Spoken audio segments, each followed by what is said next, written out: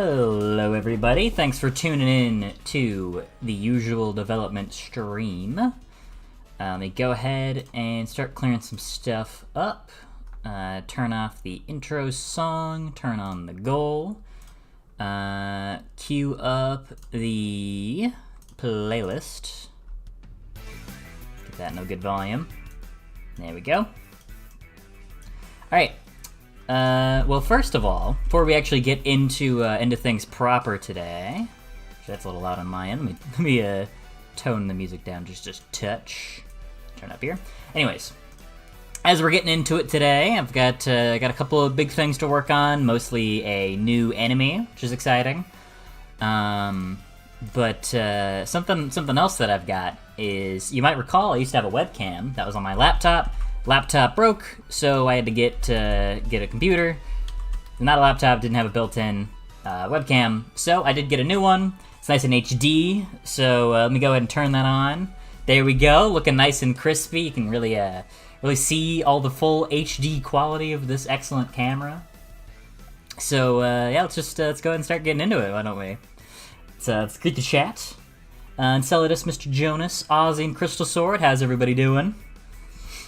Alright, so let's go ahead and get started on working on one of the maps. Yeah, let's just continue where we left off last time with this map right here, and we can start doing a bit of testing on the new enemy. Get him going.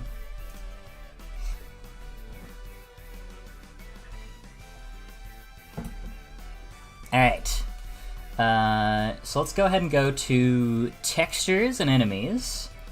I put them all in, yeah, Steve Supernova. This is our new guy.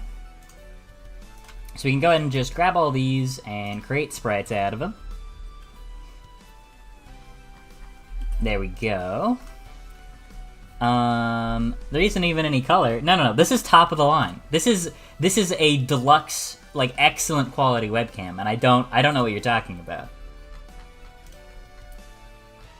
Alright, so we're gonna grab the idle guys. We're gonna make it Supernova idle. Here we go. Could probably set that around 7. Yeah, 7 looks good. I like that. You really are poor? That's mean. At least it's not that far from correct. Alright, so then we're going to create these. And it's gonna be Supernova. I didn't really need to rename that. You can see he just sort of turns into dust. Make it 8 so it's nice and snappy. And then we're gonna grab his attack frames, turn that into Supernova attack. Same deal. There we go. Okay, and then we're going to grab the star explosions, because there's a regular explosion effect that I use. But for Steve Supernova in particular, I want to give him a new, like, special effect on his explosions. Helps add a little bit of extra character. So there's a fly in front of my face. Okay. Cool, so we've got all the flipbooks set up properly for our guy. So let's go ahead and go right here, and we'll set a enemies. Let's grab a Voltaic Ghost. Put that guy right here. And then we're going to get, where is he? Steve Strike. There we go. Gonna make a copy of him, because a lot of the code's gonna be the same. And rename it to Steve Supernova. Go, drag this up here. Oh, let me go ahead and turn this to new editor window, which will just help for testing stuff later. And you know what? While we're doing that, let's actually go test this out in the last map, because I have added a snow effect. Look at that. Now it helps add to the atmosphere a little bit. I did want to make the snow a little bit more intense, but if I did that, then that would kind of have the drawback of dramatically worsening performance. So we're gonna have to deal with some lighter snow. And I'll probably have even an option just to turn it off, because I do expect that this will have some sort of negative impact on the performance. Okay, so let's start by just working on Steve Supernova first before we worry about his transformation code. All right, so let's grab Steve here. We can set this to Supernova idle. There we go. And you know what? Let's go ahead and just make him a little bit larger. 1.2. 1.2. No, that just made him fatter. 2.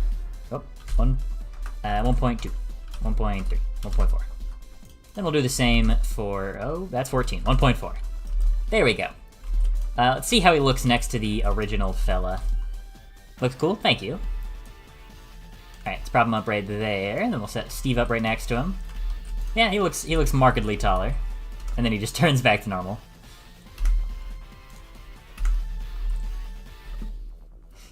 Does his claw-looking hands? Well, yeah, he uses that to call in. It's supposed to be a phone, but I don't think that that read very clearly.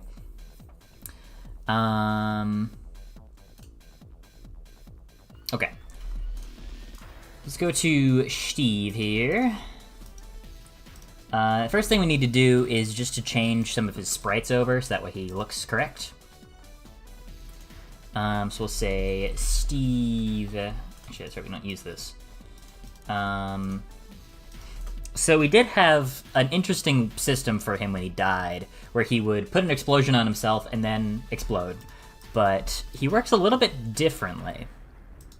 I think he's probably just going to instantly explode when you kill him, so you'll have to not be too close to him. So let's go ahead and just change his attack animation. Supernova attack. There we go. So now he should animate correctly. There we go. Oh, we did not set up his animations correctly for damage. I don't think I exported those.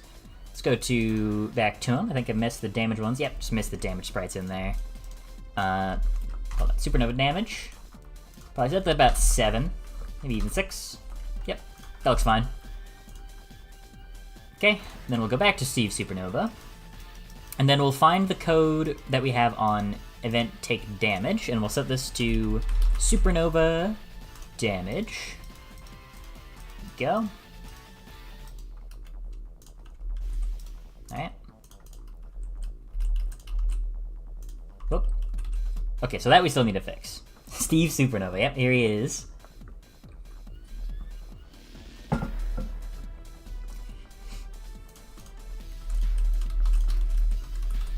think we'll give him a little bit more health, not a ton more health, because that would kind of be obnoxious.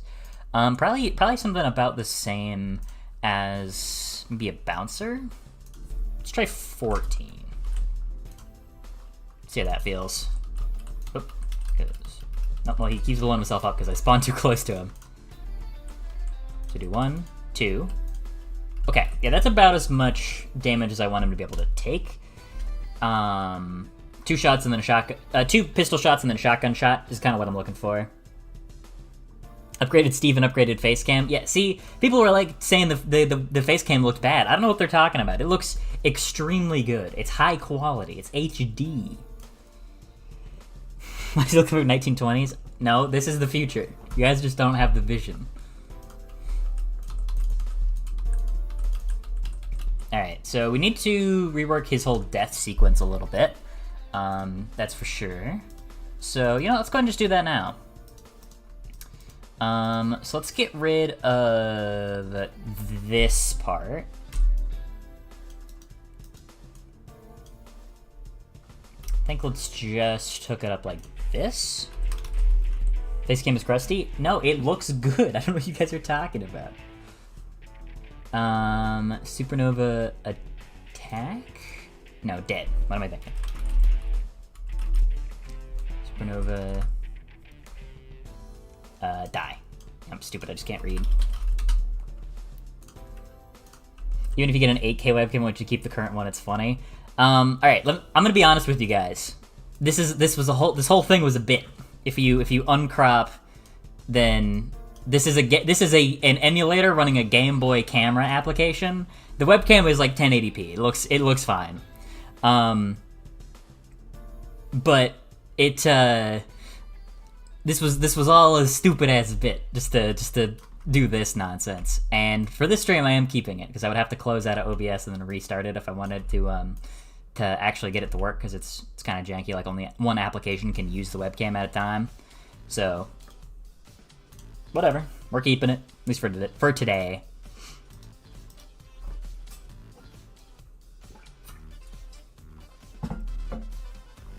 Okay. So I believe he should die normally.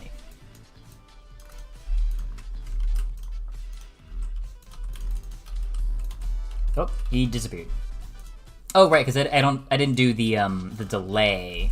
So what I needed to do is grab this, delay, or get flip book length. There we go. And then we hook it up to hook that up to a delay, and delay by that long, and then destroy the actor. So that way we get time to actually see his death animation.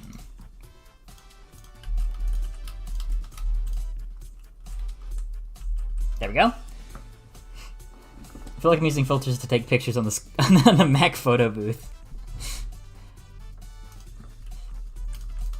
Guys, yay or nay on the Game Boy camera for future streams. I definitely bring it out occasionally for a bit, but, you know, we'll see. I like it. I think it's funny.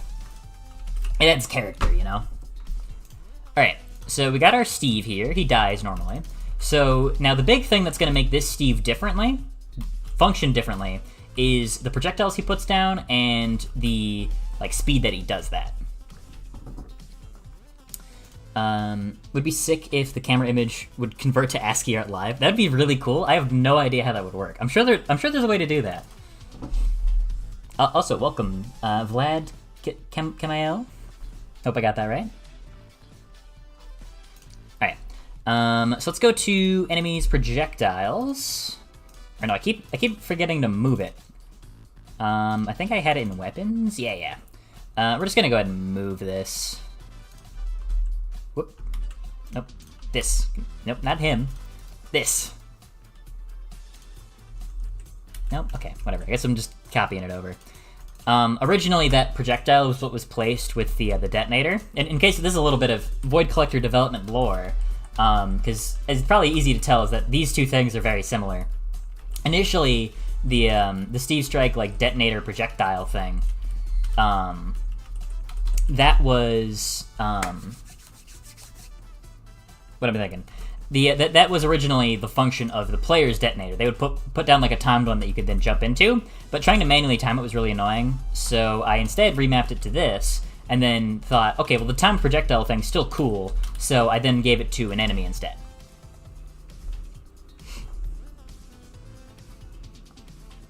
No one even cares about the game dev. They're just focused on bullying you for a taste in cameras. This was a decision. Also, thank you very much for the $10, Mom. Appreciate it. Always appreciate getting a bit of extra dough. Made a program that can use a webcam and display it as ASCII in a terminal. That's awesome. Can you guys hear that? Someone's mowing the lawn. Not much I can do about that. Anyways. So now what we need to do is start working on our new Steve projectile. So we'll just call it Supernova projectile. Okay, cool. So first thing we're going to do is grab the explosion, and we're going to change that to Supernova. No, Star Explosion, right. Yeah, because it's our new fun explosion effect there. Alright, so first thing we're going to do is we might want to make a duplicate of the countdown, actually, and then change the speed of that so we can get something a little different. I was here for the OG detonator. That was... I mean, it's really not that long. I've only been making videos and working on this that much for, 4 months? 5 months? I've been working on it for about 5-6 months, but I don't think I've been documenting it for about 4 or 5. But it feels like it's been a while, right? Doesn't it feel like this has been going on for a while? Maybe time has just slowed down now that I have things to actually do. Alright, anyways, we're gonna go to textures, enemies. We're gonna go to... Let's just go to Steve. Let's grab... Oh, is it in player? It might be in player sprites. Yeah, it might be in weapons. Is it in explosion or is it in detonator? Oh yeah, it's in detonator. Yeah, you can see even the files are still here from when I was doing that. Man, this game has changed a lot. Alright, we're gonna grab the blue countdown, we're gonna make a copy of it, and we're going to name it to Fast Blue Countdown. Because we want to give the player a lot less time to deal with. So let's say, like, plays 1, maybe even like 0.5, so it's like really fast. Oh, I'm stupid, I did the opposite. 2.5. 3, 2, 1, boom. Like, yeah, very little time to react. It's gonna be very fast. And we can adjust if we need to.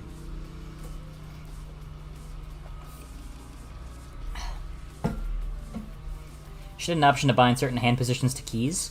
I don't want to go too far with that, because if you let players get too much freedom with not having to really interact with the system like that, then that could very easily lead towards what's the word? I think if you do something like that, then it could make it so you don't really have to interact with the systems in a meaningful way, which I don't think is necessarily what I'm looking for. Get flipbook length. There we go. Anyways, so we're working on the projectile for Steve Supernova here.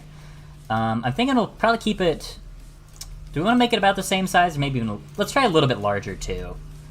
Let's see. So they're all set to 0.7. Let's try 0.85. Give it a subtle increase. Might be a little small. Let's set 0.95. So it's, like, noticeably bigger. Oh, 0.95. There we go. Okay. And then let's do persistent for that and make it about 500. So it's just notably larger. Let's see how that looks. Oh, because he's not placing them. Right. Yeah, we need to set this to BP Supernova Projectile.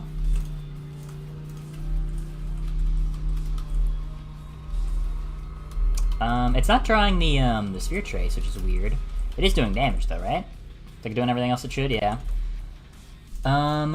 Okay, interesting. Wait, hold on. Is this the right one?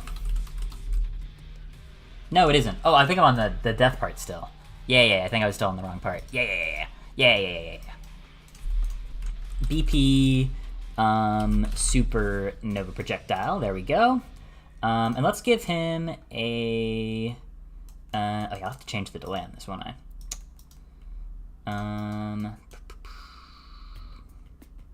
Yeah, okay. Kind of forgot the way I coded this was super janky.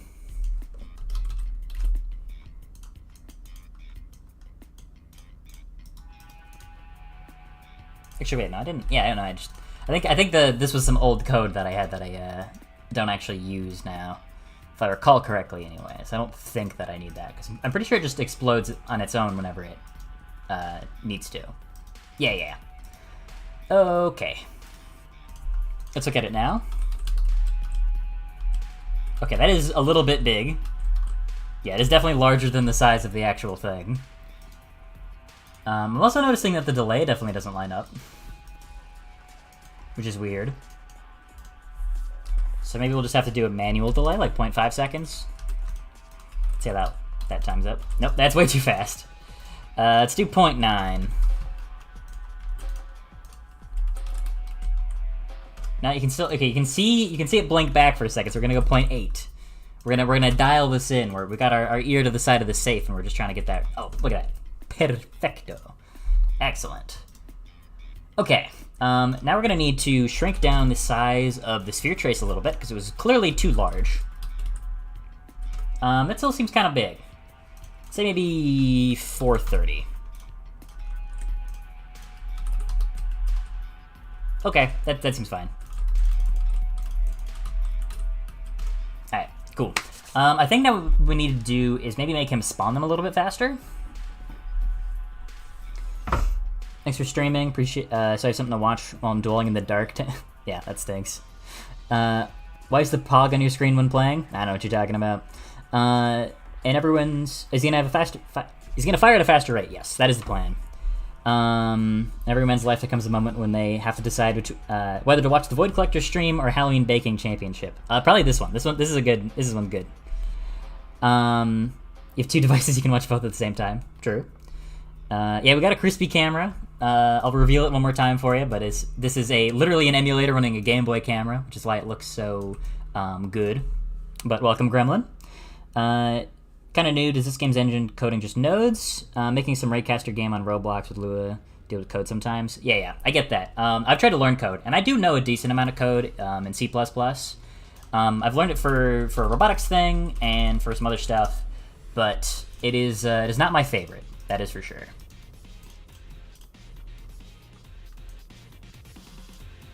Turn the music up a little. Think it seems a little quiet.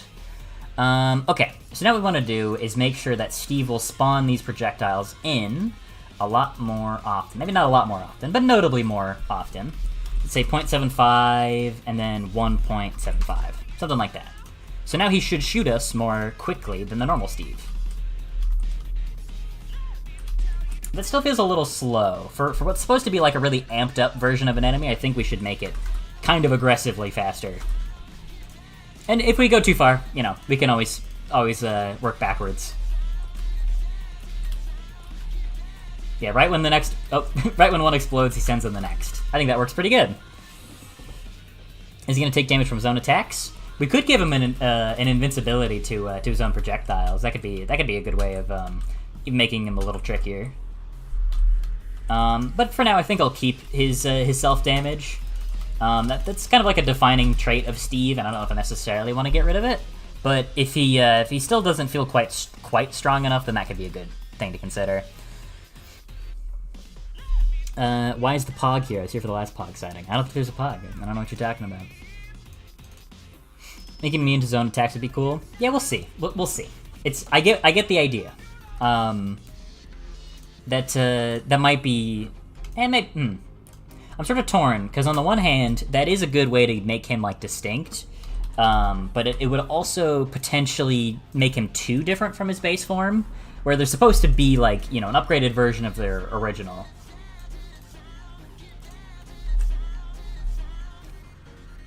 All right. So now what we need to do, if you'll recall the way that these guys work, let's grab the V-Ghost. We already got one for, whoops, fell through the roof there. We've already got a form for Gunther, so the little ghost guy, oh, I think he's stuck on the floor. Can you not see a Gunther? He's right there. I think our ghost friend has brain damage. What if I get rid of the Steve? What are you doing? Why is he just looking at him? This is... Huh? Okay, well that's weird. Anyways, what's supposed to happen, that for some reason is not happening right this second, is the ghost will slowly approach Gunther, and then once they overlap, then he'll zap him and turn him into a Voltaic Gunther, who's just larger and more imposing. Pretty simple. Although I guess for some reason their brains are shutting off. That's probably annoying to fix, so I'll fix that later. Okay. So let's grab our Voltaic Ghost for testing. Let's grab our Steve right here. And you know, let's even grab let's get Gunther's code open just so I can recall how this works. So let me see if I can recall how I actually did this. Yes, okay, right. So what we want to do is in the code for Steve, we want to make a new custom event. Let's put it down here. Custom event. And we'll just call it Voltaic to keep it consistent, even though he is not. His name is Steve Supernova.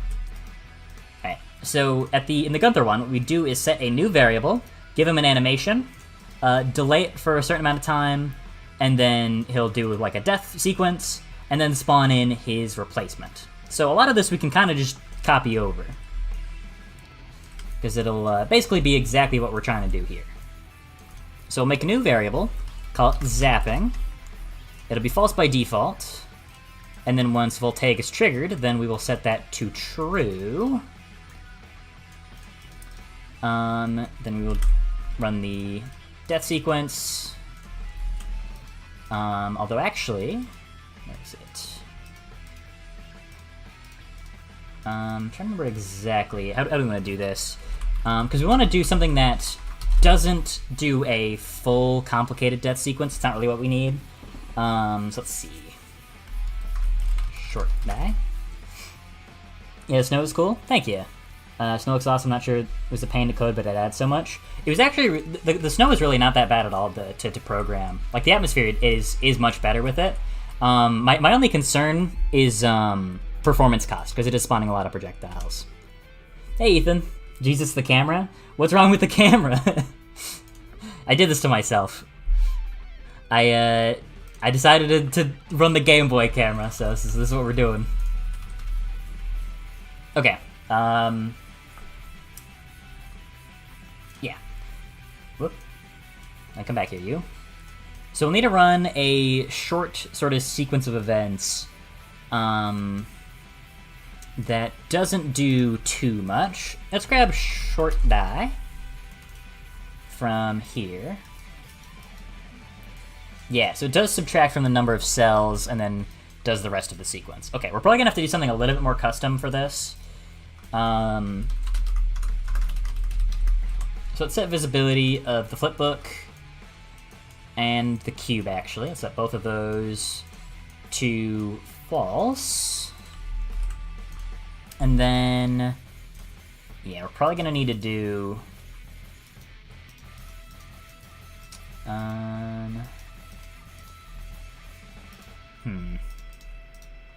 We can try this for now. Let's see if this works.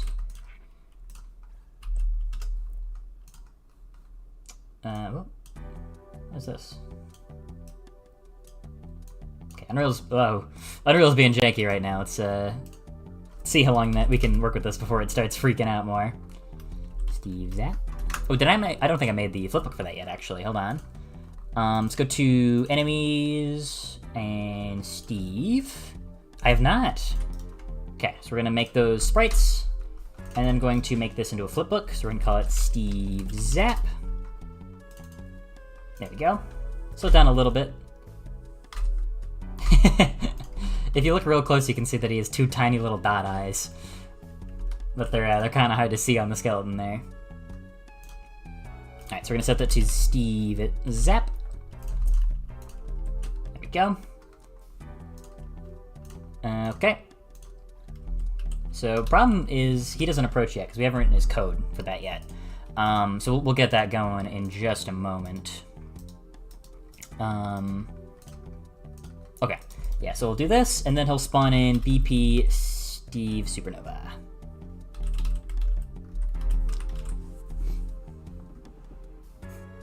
You're a ski now, Seth? Check Discord? Oh, I'll have to check that in a moment.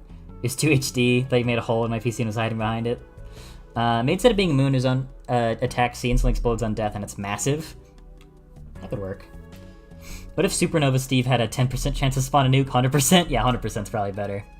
Oh, okay, I'm seeing this. The stream's doing the janky thing again. I'm just gonna do the display capture method. Actually, wait, not that one. This one. Yeah, there we go. That's what we're looking for. I think? Yeah? Yeah. Okay. Right, so it'll spawn in a BP Steve Supernova. Oh, wait, hold on, I'm gonna check the Discord. Let me pull that up on my phone. Bro, shut up, stop mowing the lawn. I don't care.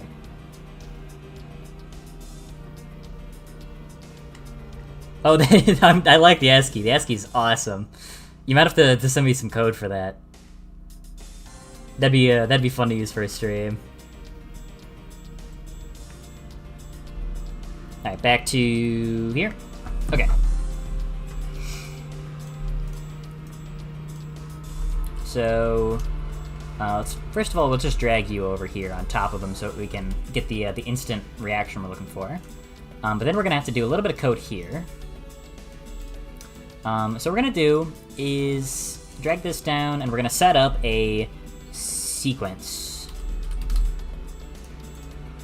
We're going to cast to BP Steve Strike. Go. And hook up this. And we'll do AI move 2. Set to true. And let's see if that works. It should. Whoop. Actually, we could also just set up some systems. I've got some ideas we could do to make this work if we need to. Yeah, because it seems like the problem is our ghost is not willing to chase stuff, which is really weird. It's very weird indeed. Oh, target actor wasn't set up. How about now?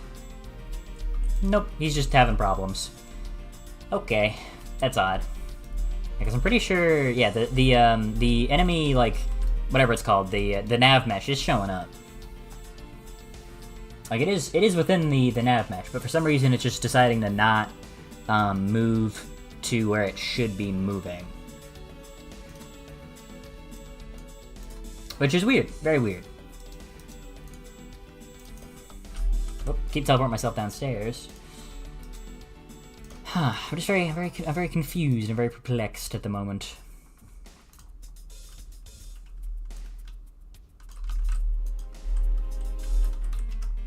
Okay. So within the V-Ghost, yeah, we'll have to run another sequence here.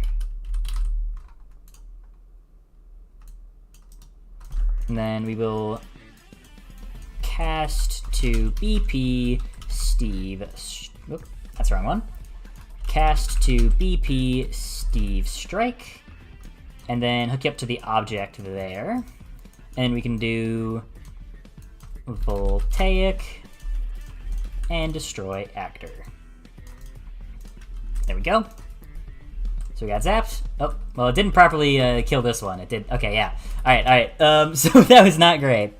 Wait, he's gone. Bring back Crunchy. Where am I? Why'd I leave? Why did it disappear? That's weird. Oh, I just clicked turn. I just accidentally turned it off. Lamau. Look it, guys. It's me. I'm Crunchy.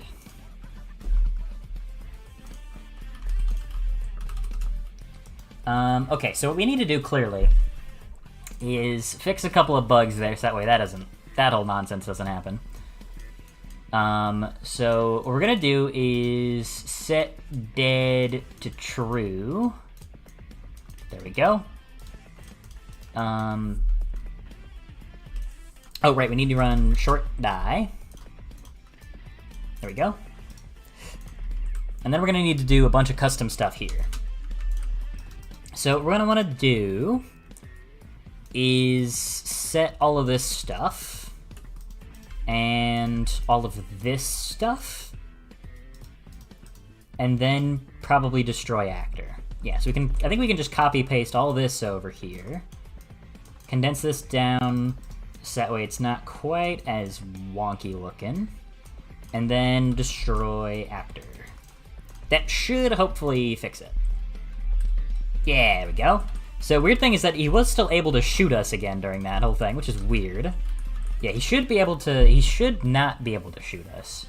So just as like an assurance, then we can go ahead and say can shoot, set that to false. So that way he won't be able to attack us during that whole process. Okay, so then he does end up attacking us literally the second he spawns, which I think might be a little bit obnoxious. So I think on event begin play, I think after we do all this, we're going to do a delay of maybe like half a second so he can't immediately attack us.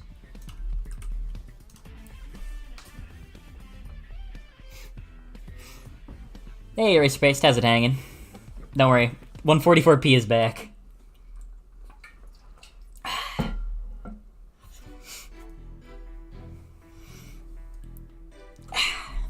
Okay. So he gets zapped. He still attacks us right away, which is kind of obnoxious. We'll fix that, but whatever. It works, it's functional. But now we need to figure out why this guy isn't actually chasing after Steve. What's your deal, Mr. Ghost? Because if we go over to, oh, right. I forgot. Okay. So here's the thing with this guy. I remember that I coded this so that way we can't just test this as easily. Yeah. So let's go to the second map so I can explain why that was a problem and why he wasn't moving. It's because if we go back to the start of this level here, I had an issue where keep starting this wrong spot. So the idea of this level is that you go down the stairs and you'd go into here and you'd see through a window. You would see that these two, like, you'd see the ghost try to chase after Gunther here, and then he would, electrify him, right? Steve's stupid Nova. The stream and last were kind of popping off. Yeah, I think streaming for longer and streaming more consistently has helped with numbers quite a bit. I need to get back to making videos, but I just... making videos tires me.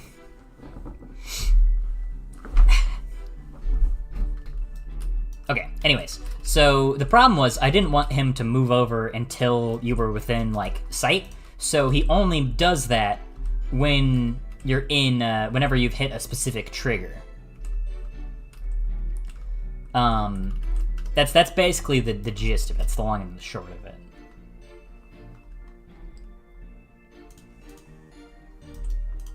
Although it just occurred to me that, hold on, let's do a little test, why don't we? Because I think I'm probably gonna have to make this even a little bit. I'm gonna have to probably rework this again. Because let's grab a Voltaic Ghost, put him right here. Let's grab a Gunther and put him right here. Right now, nothing should happen. Yeah, he doesn't move. But my concern is that if we go in here, that I think I just set that for the whole level. Yeah, so that'll just happen anywhere. So if we have multiple instances of that in one level, then that's not gonna work. So we're gonna have to rework that a little bit. Let's go to the Ghost. And instead of doing a constant ghost mode check... Okay. Here is what I'm thinking we can do here. And I don't think we're gonna need any of this code anymore. It's not gonna help us. If we grab this ghost mode trigger specifically, we could add a new variable, and we'll make that a, say, BP Voltaic, or V Ghost, and we'll make that an object reference, and we'll expose that on spawn. Yeah, and we'll just call this the Ghost, not Gesot's Ghost, the Ghost.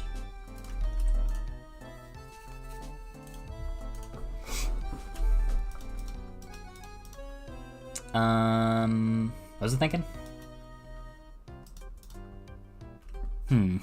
Okay, yeah. So what we're gonna do is, so let's see if it's, do this. Let's add another pin here, and then we'll say get vGhost. We will cast to BP vGhost.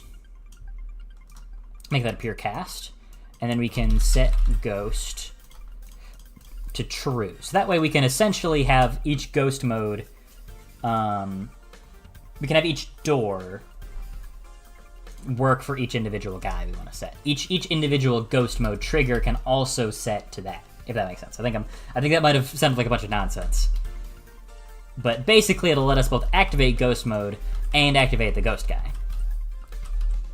Yeah, there we go. Look at that. Works like a treat.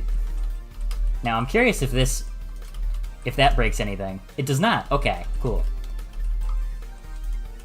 That's actually kind of a sick speedrun strat, isn't it? That you can kill him before he gets a chance to do anything.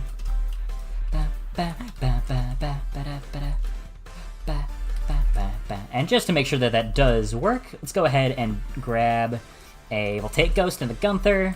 Put those guys right there. Is that kind of loud? That sounds fine. Yeah, so that shouldn't, those two should not move after hitting this one. Nope. Alright, cool. This works, and it works like a charm. I was actually laying in bed thinking about how you need a trigger point for each ghost. That's very funny and accurate. Can't hear nothing. I'm on the public bus with no headphones. Gonna die out here. Damn. See, Seth got an exam tomorrow, so I gotta go early. Well, thanks for stopping in, Ethan. Appreciate it. House is slowly warming up. Well, be careful, Mr. Jonas. Don't die out there. I know there's a lot of tumultuous weather going on and all.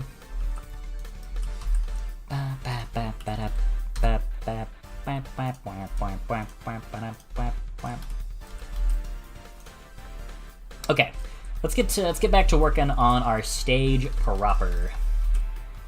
Let's start by putting, I think we just have a normal Gunther up here. So you start out in this room, everything seems all normal. And then you go out here, you start fighting a Gunther. Pretty simple, like this should be a very low stakes encounter, just to sort of introduce that he's going to be relevant to the stage. Then we go in here, and you see this whole sequence happen. Then you fight him. Cool. Easy cheesy. Then we go down here.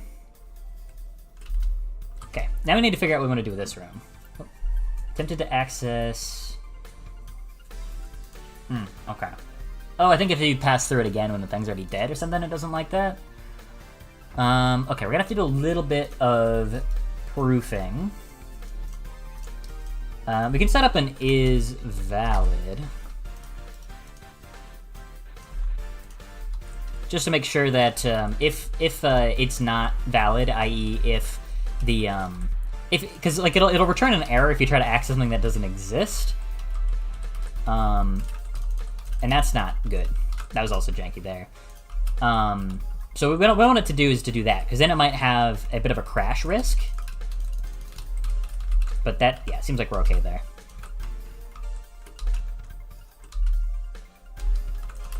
Okay, that seems to be fine now.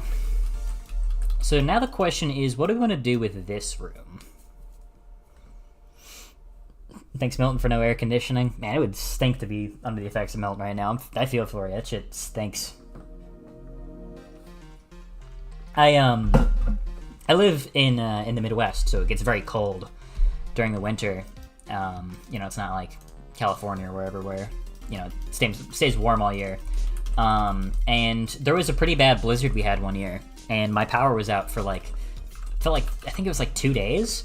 So it was just freezing cold in our house, and we didn't really have a lot of money at the time, so we couldn't really like go to a hotel or anything for like a day.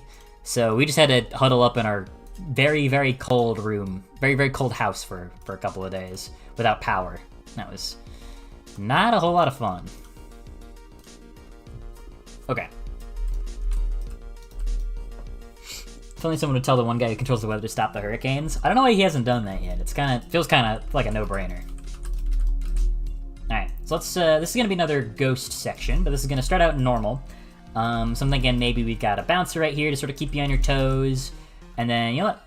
Let's get crazy with it. Let's get 2 Steves in here. That's right, 2 Steves.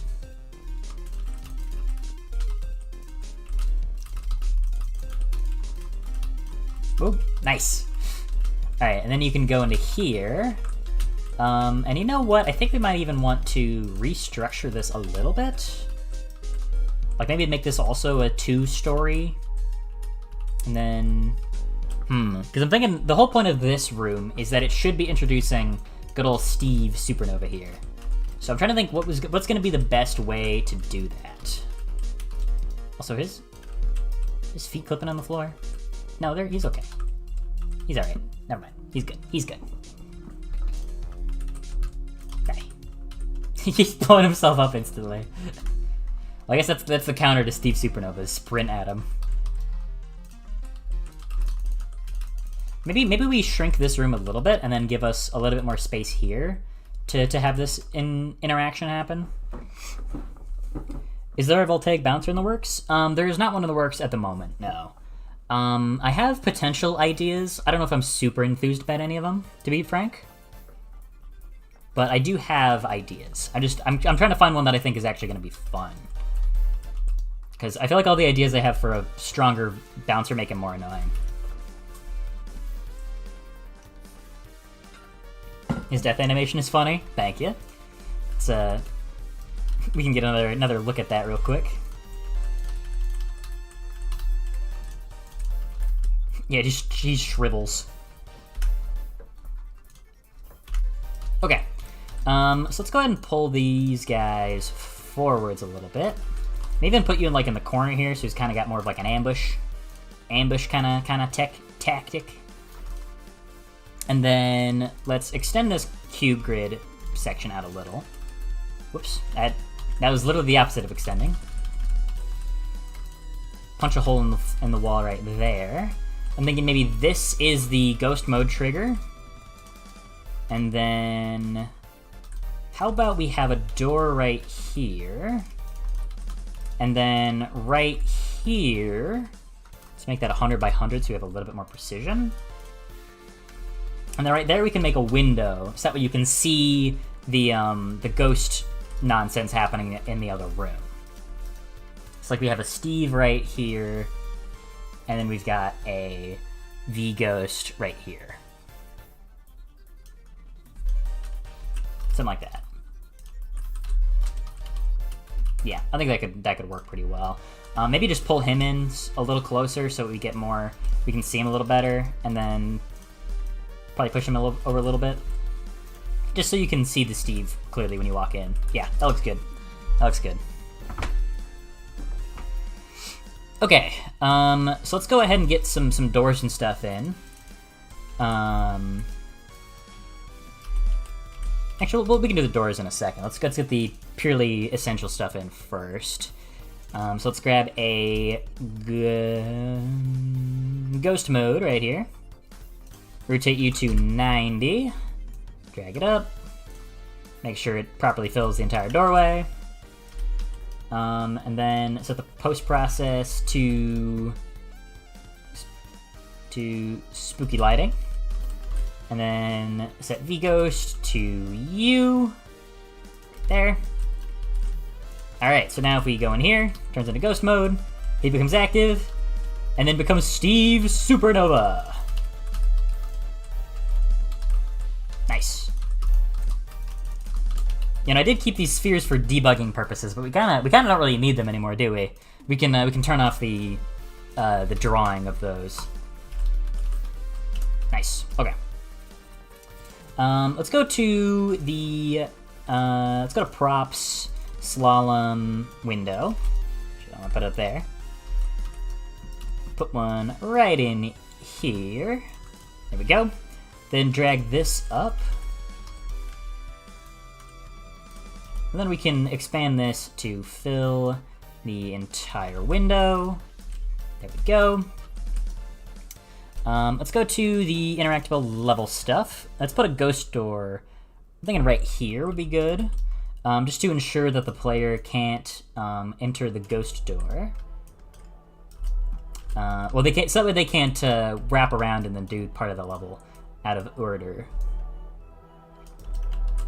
I do think that this level is probably going to need some sort of deliberate skips. Because it's a little basic right now. Super Steve, yeah, he's here. Snow's face cam, it's pretty good. It might be cool if he could blow up terrain. I could maybe make it so that he blows up specific things, but I couldn't really make it naturally blow up like terrain and stuff. I think that would be a more complicated system than I really have the time budget for. But that is a pretty cool concept. Okay, so then you defeat him and move on to the next place. Okay, so one thing I think that I would like to do is add more interesting skip potential to this level. And I'm trying to think exactly what that could be. I think I'll worry about that maybe a little bit later, but if anybody has like cool ideas for potential ways to make skips, then let me know. Because like my first thought is maybe something like if you like skip over to the roof, then it can get like a shorter like path or something. But you know, there's still enemies down here, so that's something that would have to be considered, but I think that could be really fun. Got the DS cam, the flip note face cam. Well, actually, it's the Game Boy camera, so not far off.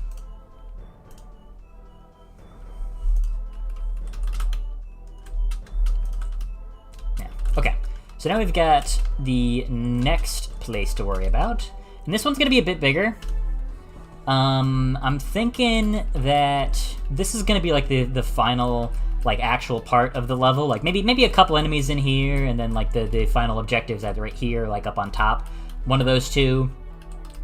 But this is kind of just the last part of the level, and not really the big finale. This is where we're gonna have our like our actual like final showdown. You know, it's like right here. Add a chimney to the roof you could go through. But the question isn't like, you could get to there, but how do I make that faster than just going normally, right? Can you jump off Steve's strike explosions to move through the level quicker? Yes, you can. It hasn't really been used too much in speedrunning, although it is used in the fastest route for 3 buildings to boost yourself up faster. So it is used in at least one of the current level runs. Okay, so it should be, let's set this to 200. It should be 1, 2, 3, 4, 5 tall. No, it should not be 5 tall, it should be 4 tall. So let's put the roof in, and I'm thinking I'm gonna make this a 2-story building so we get a little bit more time, a little bit more room to explore stuff with it. So go 1, 2, 3, 4. Should be 1, 2, 3, 4. Oh, I made it 1 too tall, actually. We can do the same here. Extend this up a little bit. There we go. There we are. Okay. And I'm thinking that I'm gonna make this one open like this. And here's what I'm planning for this bit. So I'm thinking the first floor could be having to deal with either multiple Voltaics or probably just both Voltaics at the same time. And then going upstairs and then having to fight the ghosts and the having to fight some Voltaics while dealing with the ghosts and maybe some other enemies too. Because basically the first part of the stage is just like this is kind of just introducing the slope gimmick and having you fight these guys, like having you fight the Supernovas or the Voltaics. So I think we could use this part. This is like basically where the real level is what I'm saying. When is the demo for Tropical Train Yard? There's not going to be a demo for content that's not in the for anything other than Windmillion. Yeah, that's anything past that is just Patreon. I've said once that I was probably planning on not doing any more demos after the like a couple of fixes and releases of the main one. And there's probably not going to be a ton of new content to a new demo, but I do think for Steam Next Fest, which is something I want to participate in, I probably will do a demo of some sort for that. But yeah, there's not going to be a demo for this world, and there's not going to be a demo for the train yard either. Yeah, if I do too many demos, then I'm just kind of going to be giving the full ass game away. And I do need to make a little dough.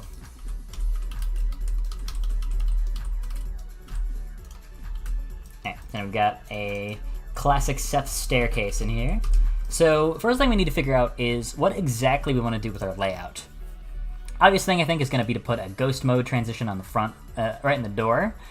And then we can grab a Steve and a Gunther. And then some Voltaic ghosts here and there.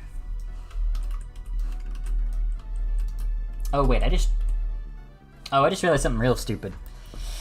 So each ghost needs a trigger, so I can't actually make that work the way I want that to work, huh?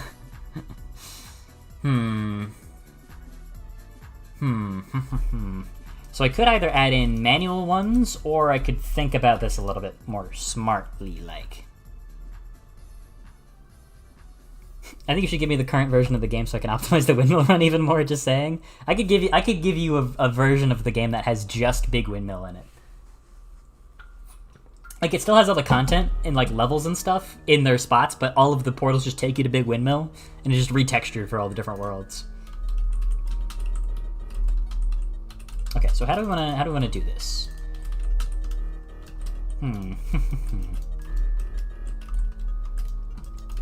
Okay, here's a thought. Pull this guy over here. so that way you can see him and have time to probably run over to him and kill him before he can turn him Voltaic. But while you're doing that, there's going to be some other hazards. Like maybe you got a Brain Buster over here, and we've got a cuboid right in here in this corner. We're going to need some sort of terrain for this, I think, because it's a little basic right now. Ooh, you know what we'll even do to make this more interesting is we'll grab a Sheila. And then connect these two.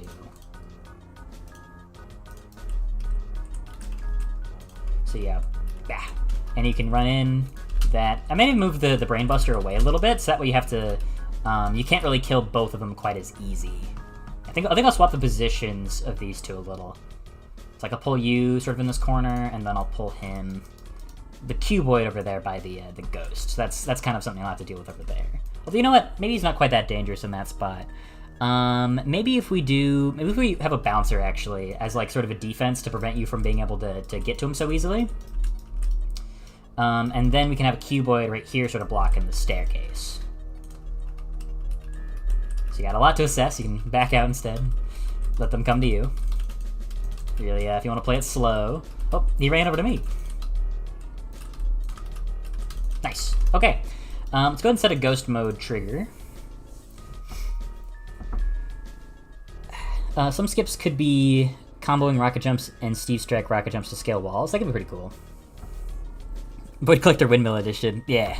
So make a cool dining hall area. That's a good idea. Void Collector Windmill Edition. Oh, you're gonna be so pissed when I take out Big Windmill from the final game for no reason. That's a joke. That is a joke. I'm not doing that. I like Big Windmill. It is getting some changes, though. It is probably not huge ones. Mostly just going to be like reducing the amount of enemy groups a little bit. I think I went overkill with the second world where there's basically only one enemy cluster. There will still be some amount of enemy clusters, but less than there were in like 3 buildings. Basically just less than 3 buildings. Alright. Let's see how this room feels with the proper triggers in place.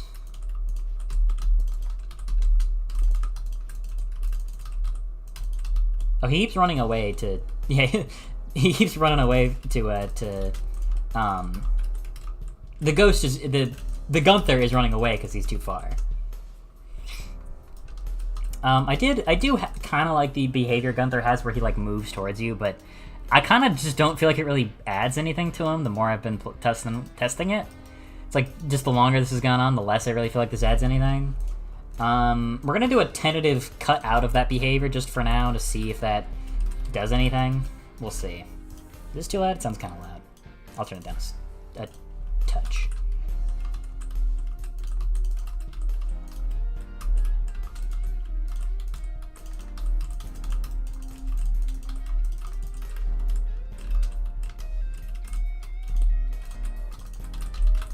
Okay, that's not so bad. I do think it needs a little bit of extra stuff. I would explode. Don't change it. You just love invalidating all my runs. Well, there's going to be enough changes that I think the old runs will be invalidated no matter what. Although, most of the changes are not going to be to the level. It's mostly to the arsenal around it. Yeah, but the level itself is going to be getting some small changes. I think you'll probably like the changes, I imagine. Because they're not going to change the fundamentally really cool parts of the level.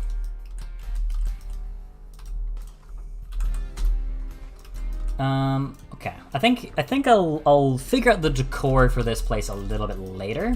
For now, I just kind of want to get the layout in. Oh yeah, I kind of forgot I was supposed to do layout first. I've been putting all these enemies in without actually doing the layout shit, which is what I'm actually trying to do instead. Me and accept real quick. There we go. Just sets it all to the right material. Okay, here's something that I think is going to be a bit of a fun shock. We have a Steve Supernova and a Voltaic Gunther in the same room, and you got to deal with a Bobbert. Oh, I keep forgetting to code Sever. I still got to code Sever properly. For the patrons who are currently here, I am planning on most likely releasing a Patreon build at the end of next week is the goal. Because I usually try to get one out a month, and I think this Friday will make a month since the last one, I believe.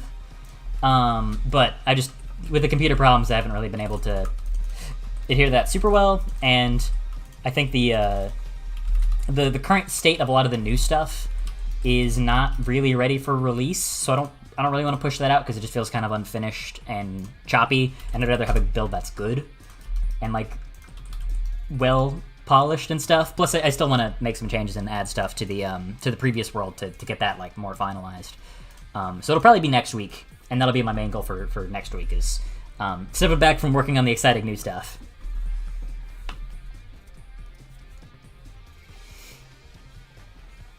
So far, you despise the increased size of all the platforms. Why do you dislike the size of all the bigger platforms? Actually, that's interesting. Again, that was kind of like an essential change, because I mean, you liked it, but a lot of people who played it pre-size increase thought it was the worst level by far. Like people thought it was super like frustrating.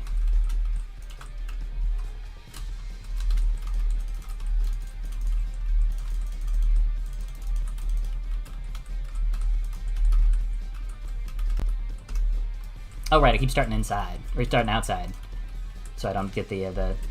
Oh yeah, he wasn't even moving that whole time.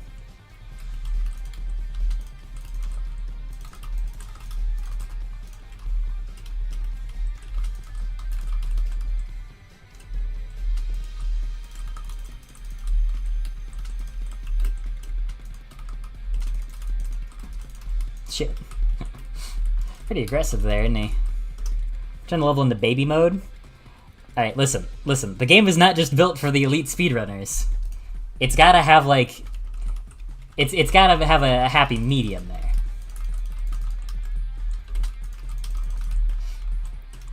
Because, as it was a pretty big, like, difficulty spike from everything else.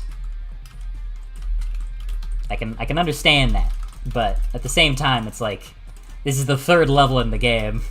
We don't have to be going too hard on it.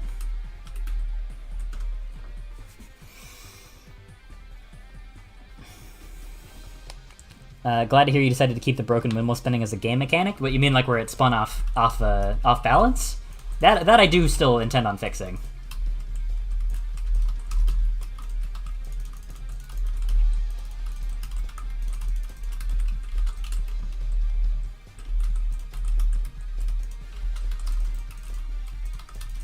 Shit. This is actually pretty tricky. Let's set this to Slalom 2. There we go. Alright, so then you go upstairs. Again, this is going to need a lot more decor. And you know what? I think we can even turn this into we can have two different encounters up here to really, really spice up what we're doing here.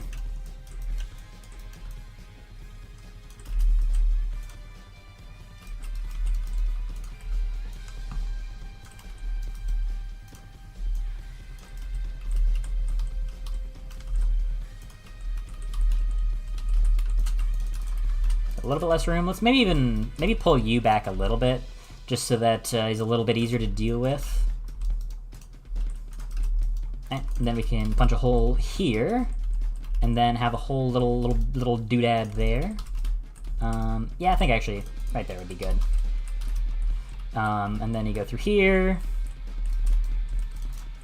and then we can have like something like this where you jump outside to conclude to this part. That'd be fun. That'd be cool.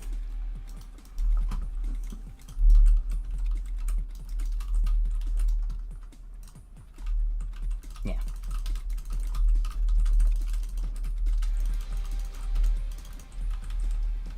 Alright, one last encounter here, and then boom. You can even do that.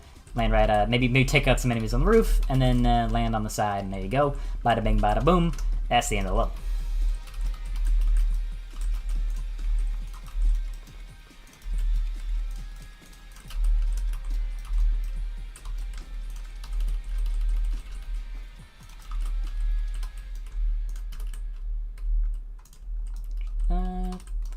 misjudged the size of that a little bit. Let's go like this.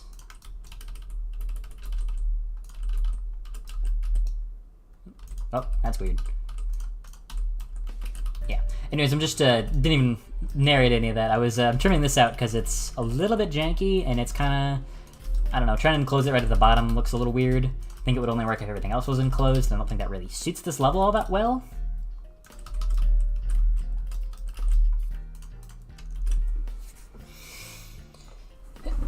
Be cool to start the next slope from the second floor, add some variation of the terrain. That'd be cool.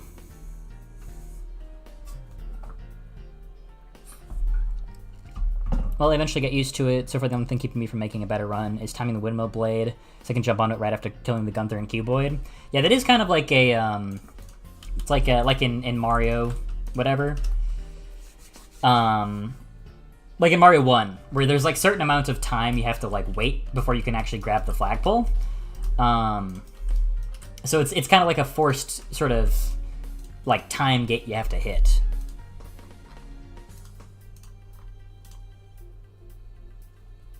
Actually, curious. Would you want the windmill blades to just spin faster?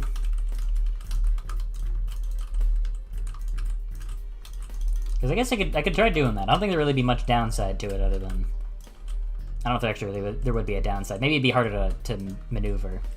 Something to test with. Something to try.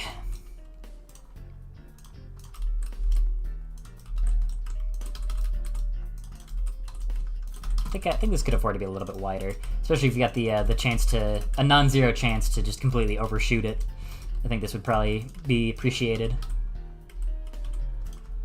And then let's add some stairs to the sides, some ramps to the sides of each of these. Yeah, and this goes about 1, 2, 3, 4, 5, 6. 6 out. 1, 2, 3, 4, 5, 6. And mark one here, so we know where we're trying to end.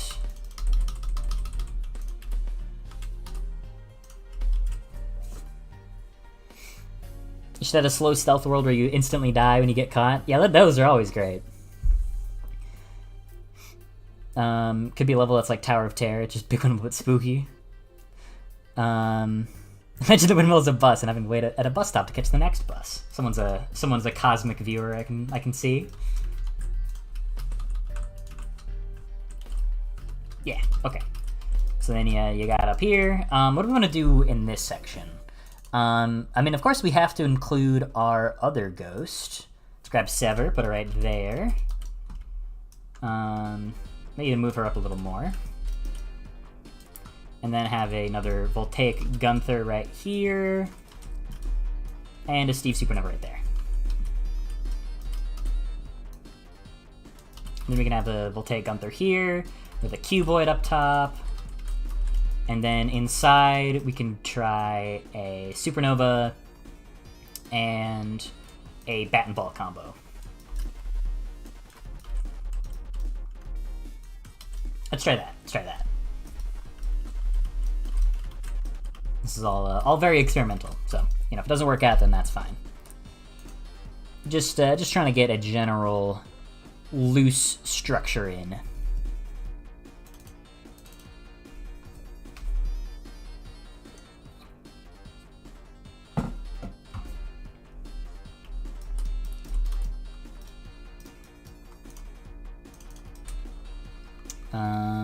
Where is it? Unghost. I always forget what I call it. Rotate that by 90 degrees. Then drag you up to fill this space. Gotta go. Thanks for stopping in, Mr. Jonas. Appreciate you being here. Alright. So let's hook this up. So that way when you leave the room, it'll properly unghostify. And then, yeah, go down a slope here. Okay, I'm gonna fix something that's kind of been bothering me about good ol' Voltaic Gunther here.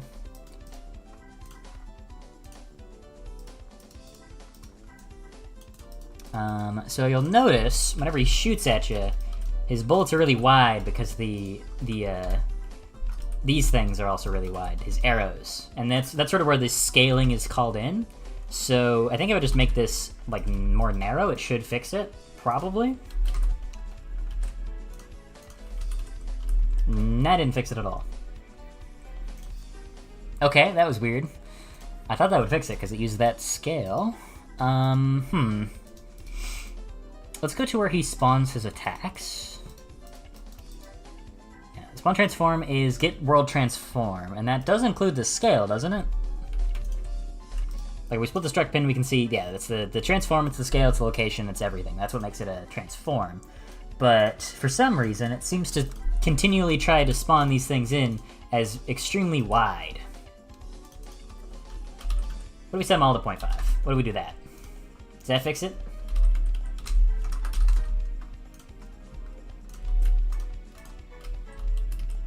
Nope, they're still small, but now they're small, but now they're still wide.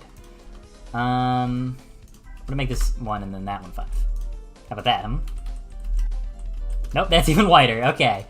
Whoops. There's the Discord. Whoops, there's my Game Boy camera. Keep clicking on everything but my thing. Voltaic cube, which would be a hexagon. It does the same thing but better. We're using a Game Boy camera because it looks good. How many worlds are you planning to make for the release? Current plan is 4 main worlds and then 1 final stage. That might also be a world, I'm thinking. Because originally that was going to be like the final world would be, the final thing would be 1 challenging stage, but I'm thinking it's probably going to be a world now. So, probably 5? Probably 5. If I blitz through this world fast enough, then I might consider adding more, but I also want to spend time on polish. Yeah, I keep clicking on the wrong thing. Okay, so let's make this 0.2 or something. Yeah, there we go. It looks normal. Yeah, say 0.4, 0.8, 1, I think, because that should even out in the grain scope. Yeah, there we go. Now he looks normal. Now his projectiles aren't so stupid looking. All right, 0.4, 0.8, 1, 0.4, 0.8, 1. There we go. Yeah.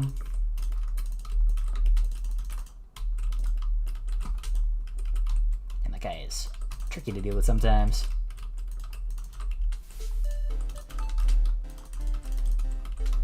Oh shit. Alright, nice. And then you could grab the exit. I'm debating whether or not I want to put it like right here or if I want to put it right in the middle.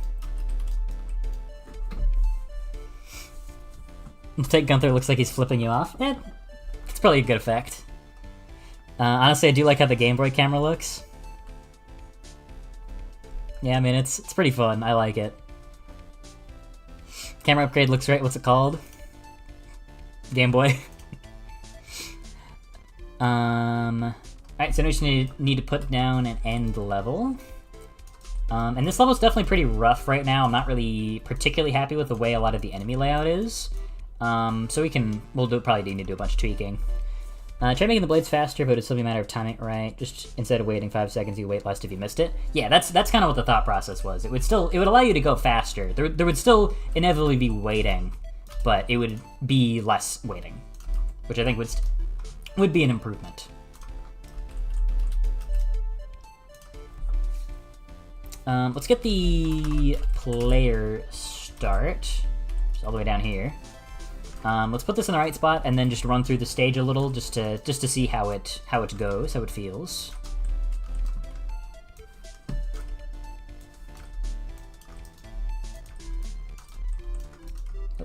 Right in here. Let's get it right in about that spot, right there.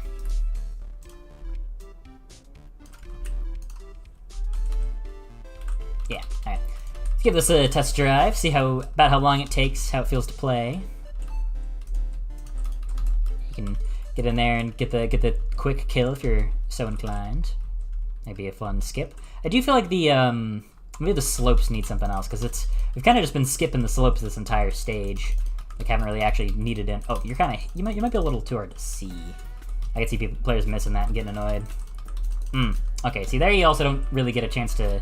It's a little too easy to just immediately interrupt before the transformation goes off, so that's going to need to be changed.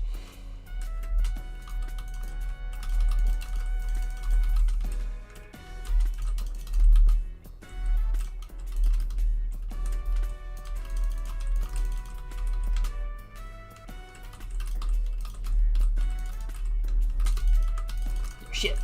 Shit. Stay away from me. Stay away from me, you freak.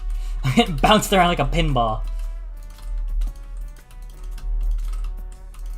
Stay away from me. Oh, God. Oh, now they're both after me. Oh, shit. Oh, shit. This is chaos. This is hell. Get me out of here. Ooh.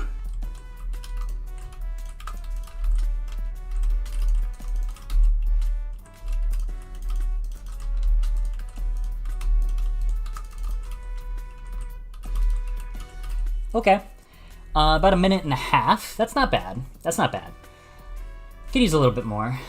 Definitely needs a lot of cleanup for the enemy layout. Because the enemy layout is kind of ass in a couple places. But the length is good. I think the experience of playing it should be fun. We'll see. Are the cells water soluble? Depends on the cell. Need to optimize everything before that moment to save those 5 seconds or to catch the previous window. If it was like 2 seconds, maybe it'd be more possible. Maybe going fast, just spamming the gimme hand on everything. My aim is not that good. Gotcha. Okay, let's work on the enemy layouts here a little. And part of that is also going to be putting the props and stuff into. Which I think we can go ahead and things like the columns here are going to be good to have, just because they. There we go. Yeah, columns are good to just consider for the layout. One other thing we can do is go to particles, and let's get the light snow system. Let's drag it in here right about the middle-ish. This one might need to be a little bit custom. Just because this is a very differently shaped level than some of the others, so might need a bit of a rework. But for now, we'll just put this in to add that little extra atmosphere. Let's try to extend it out a little bit more.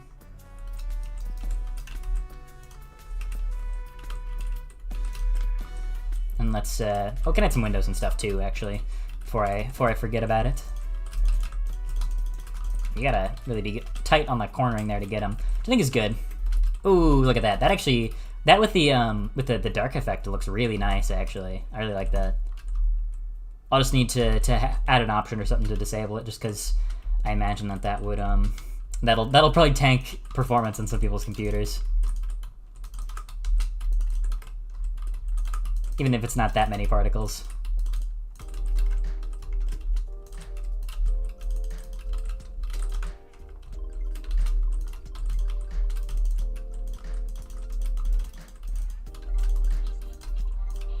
Stay away, you freak. Okay, so this is something I've been noticing for a while. I think I'm gonna have to make the bird take a full special meter, because previously what it would do is it would just take, you die? You did die. Previously it would, well, right now, not previously, yeah, it takes, about half your special gauge to do one big laser. Oh, what did I miss? Oh, I didn't. Oh, I just didn't kill that. I just skipped that entire place, huh? But yeah, right now, as it currently stands, you don't really need to engage with that too much. Like, it's too powerful, rather. You can kind of choose it to clear out stuff, so I think it being a good one-use thing where you can pick out, like, one specific enemy and get rid of them is probably better, gameplay-wise. I know to code in Roblox Studio and want to finish at least one game, but can never get the motivation to do it. That is the hard thing, isn't it? You gotta be able to just stick through when everything is really, really annoying, which will happen often in game development, when nothing really seems like it quite wants to work, and it just kind of gets quite obnoxious. But learning how to push through that is a large part of the challenge, and keeping motivation high even when things like that are happening. yeah, I wish I could offer some sort of advice, but it's really is just I don't know. You just kind of have to find what works for you. The big thing is just consistency too. Just like being able to I'll word it. Being able to push through and just be excited enough about your project and forcing yourself to stick to it until you find that sort of fun and joy you had in it again. That is very key, very critical.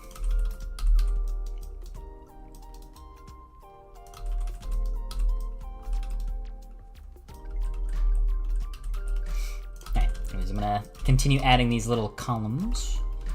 Don't need to put them everywhere, just put them where they feel appropriate, where they add a little bit of decor and can potentially also add a bit of difficulty to how you maneuver.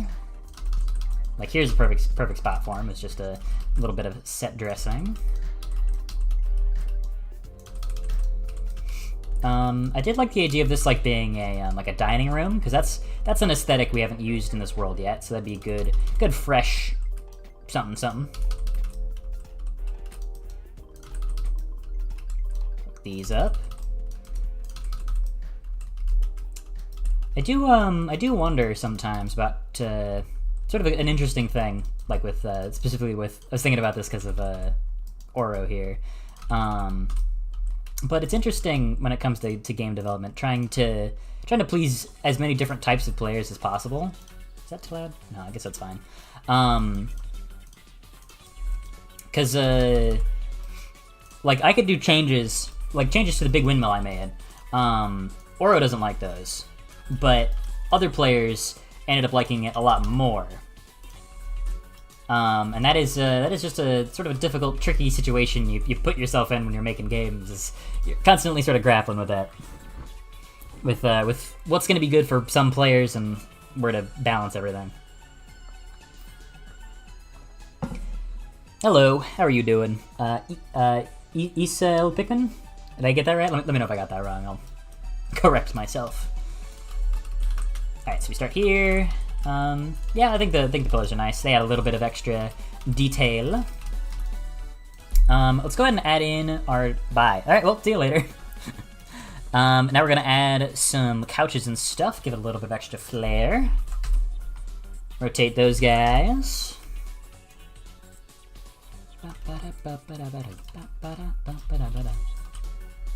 Actually, line that up pretty much perfectly. Look at that.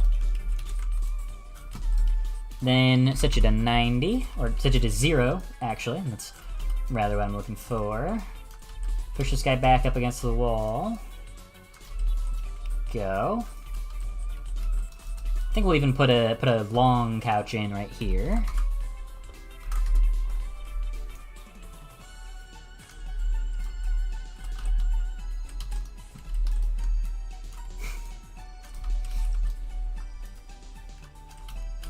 Yep, there we go. I think all the other players are just wrong. They should only listen to me. Okay, you know what? Maybe that's what I should do. Yeah, just only listen to what you have to say. I do like that mentality. I'll admit it's one I have quite a bit. Just like, nah, man, I know what I'm talking about. Everyone else is wrong. But I get where you're coming from. I'm not committed to this idea yet. But I do like the idea of, especially like if I have extra time, I think this would be a really good, efficient use of that time. Could be to make master levels, so harder variants of pre-existing stages, which would just allow me to go a bit more, go more all out with the level design. I'm joking, of course. Yeah, no, don't worry, I got it. I say that sort of shit all the time. But I think something like that could be a really great solution to that sort of thing, because it would allow me to make the base game a good bit easier without really having to worry about it. Like, it would allow me to be more flexible with levels. Like, they could be easier without having to push it as far, because I know I would then know that I have the master platforms. That's what it is.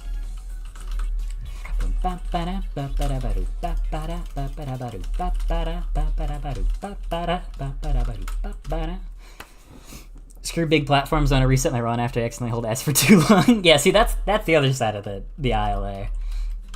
I think precision can be quite fun, but I also think not precision can be fun. So I understand both sides. I must decide where my allegiances lie. Might get rid of the pillars in there. Maybe a little bit too constricting for what should be a really simple introduction to the new enemy. I think these just kind of make it more crowded, and when it doesn't really need to benefit, but it doesn't really benefit from that. I think the main problem for most people with game development is having a spark of motivation, then forgetting about a project after a week and getting a new idea. I get that. I did that for, like, I mean, probably, no joke, like 7 years, 7 years of game development. Pretty much the entire time from when I was like 10 to 17-ish. Like that entire time I'd like really struggled to actually stick to a project and get something finished. I think generally something that has helped is telling people about your project so they can kind of call you on it when you abandon to move on to something else. They'd be like, hey, weren't you working on this other thing? Like in my case, the videos have helped because, you know, now there's an audience of people who are expecting that this game will get finished. So if I don't finish it, there will be anger to reconcile with. So knowing that there is expectation for this to be done certainly helps in actually getting it done.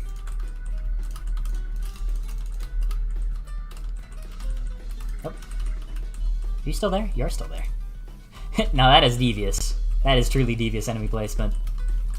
I don't know if he really added this section. I'll be honest. I'm a bubble blowing Fabian Voltaic strategy, so I appreciate the big platforms. Yeah, both sides. Hello, welcome to the stream, user content. Okay. So I need to add a D-ghost right here, so that way you don't leave the level and it's still in ghost mode.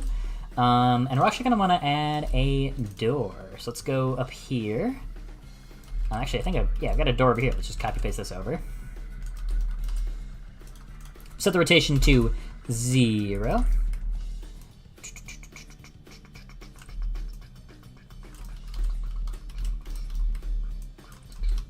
Cool. And then let's grab an interactable. Grab an unghost. Plonk that son of a bitch right there.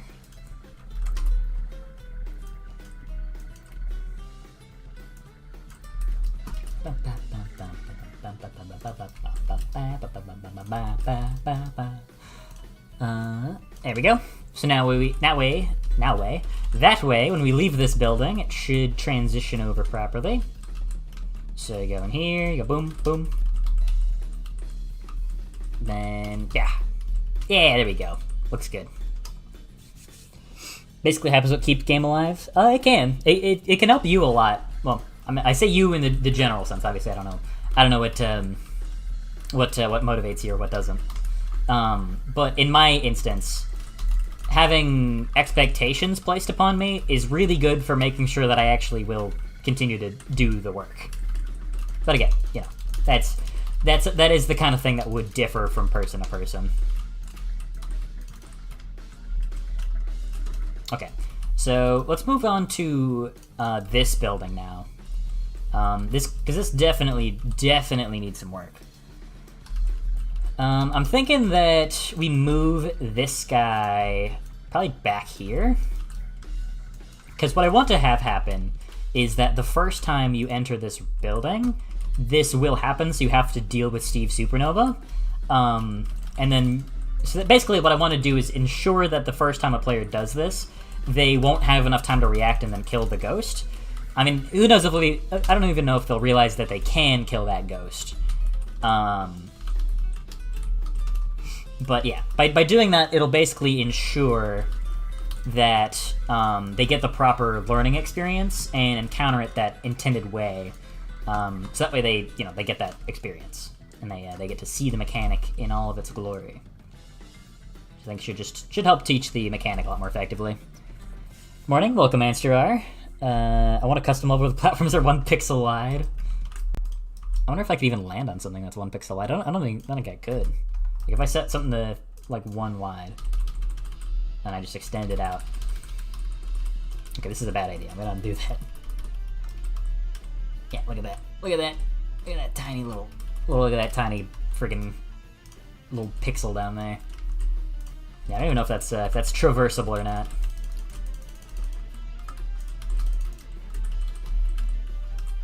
Yeah, there we go. Okay, well, the problem is that he is still so close quarters that getting close to him at all kind of ensures that he will blow himself up instantly. Which might be also okay. This is the tutorial for this mechanic. That's probably not the worst thing in the world. Alright, let's put some doors in.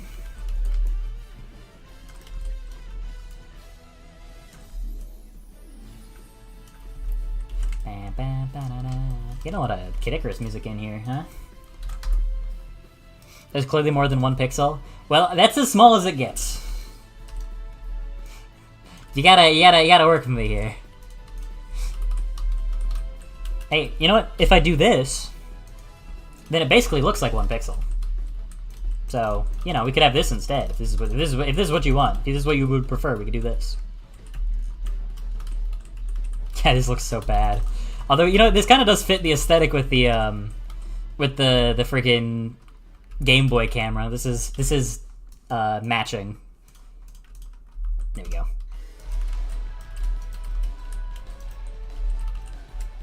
Okay, and then we can go ahead and let's grab the Unghost right here, and then we can extend that guy out. Where's the first Unghost? Down there? Yeah, down there. Okay. And then line this up with the door right here. Rotate that to 0, so that way, as soon as you exit the door, it will unghost. So you can go through here. He gets zapped.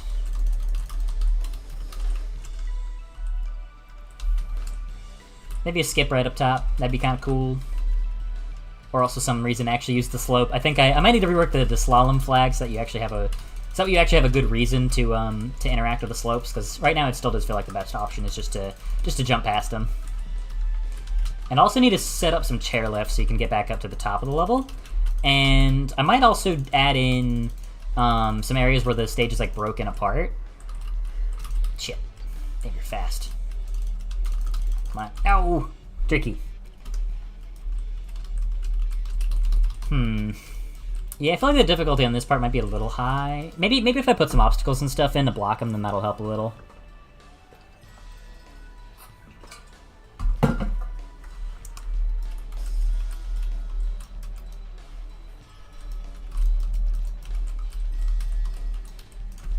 Alright, let's grab this door, then plug it in right here. We got... Sometimes it just hits you. Like, there's a lot of work left to do on this level. Got a lot of props left to add, and a lot of doodads to doohickeys to finagle.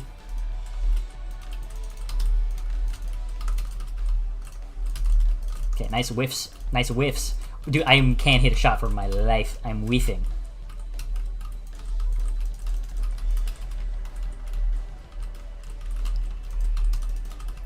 I'll let you guys in on a little Seth trade secret. Whenever I've recently started doing this. So whenever I finish a stage and I'm like ready for it to be done about, then I will play it on a controller, because playing this game on a controller kind of sucks. So I'll do that to make sure that the difficulty is okay. Because if I can play it on controller and it still sucks. Or if I play it on controller and I just can't really seem to do it, even after a few tries, then I know I've gone too far. That is genuinely, like, seriously, that is how I do a lot of my my gameplay testing.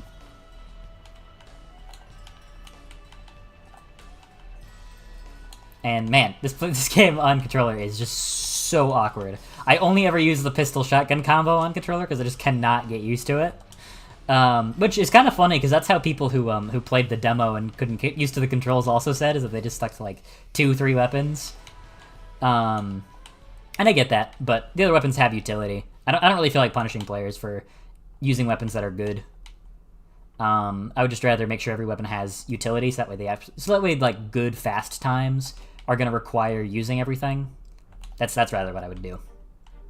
But anyways, I'm doing pretty good on this. Shit. Ah, damn it. Sent you the S key thingy. Oh, thank you. I think I should bioengineer the cells into reality for fun. This will not have consequences. Yeah, probably not. I wouldn't worry. I wouldn't worry about that.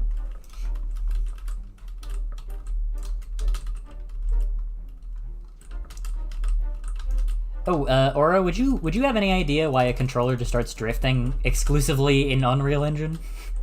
I'm gonna assume it's like something like I haven't set a dead zone high enough or whatever. I'm gonna guess that would probably be it, because it doesn't. The controller works perfectly on everything else. But I'm not an expert on those matters. Despite I am a game developer, but I'm not a smart game developer.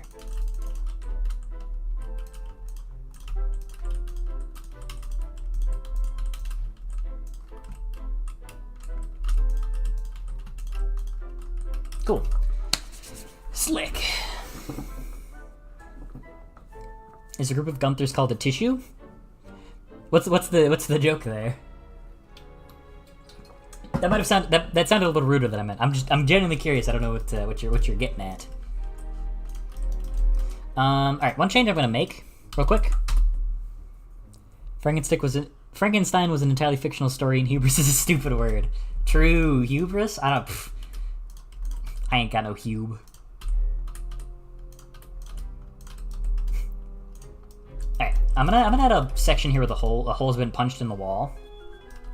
Give you an alternate entrance or exit. Because I'm thinking it could be kind of cool if you could wrap around and then through this door to kill these enemies without having to worry about the ghosts. And then you could maybe even fall through a hole in the floor here to get down here quicker, and then leave through this section. That's kind of what I'm thinking would be a really cool alternate route. Which actually, let me go ahead and put a door in.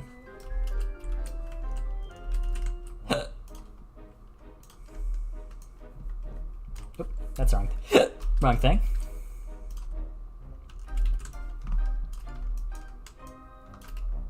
Line it up. Set you to 0.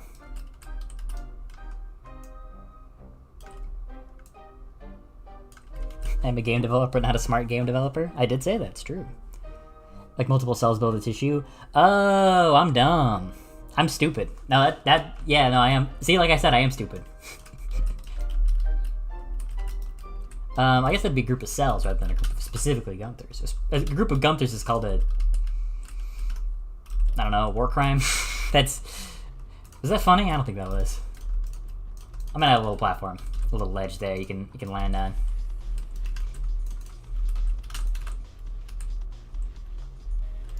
Such a cool route. I might make it a little bit more consistent, because right now this does still seem a little finicky. Maybe if I put a little ledge there. Something like that, maybe?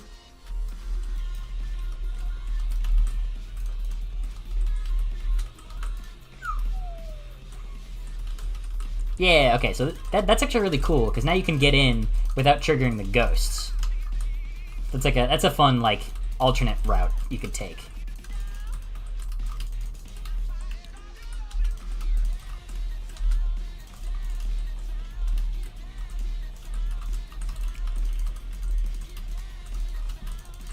If I had Pizza Tower achievements, that'd probably be one of beat the level without activating ghost mode or something, and then I have other hidden ways to skip it.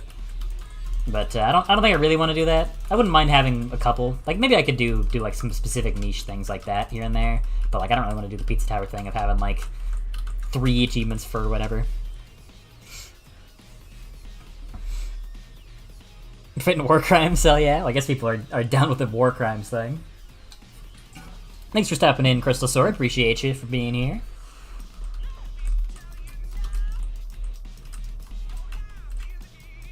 What does that sound?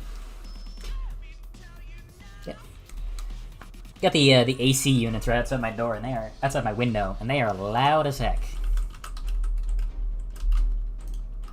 Okay, so now what we're gonna do is get a ghost mode trigger, and then we're gonna put it right here, so that way this whole section does trigger ghost mode. And then we'll extend it. So this way, yeah, so that way it'll also activate ghost mode, and it will also activate it on the way out. In case you're trying to do this way, in case you're trying to be all sneaky like.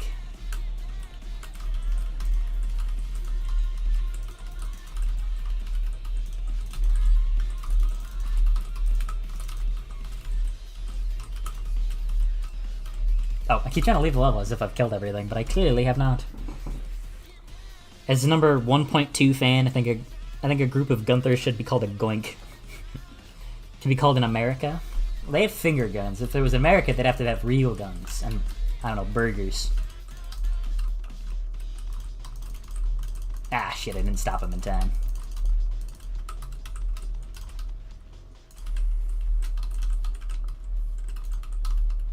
Yeah, doing this with the ghosts active is going to be a lot harder.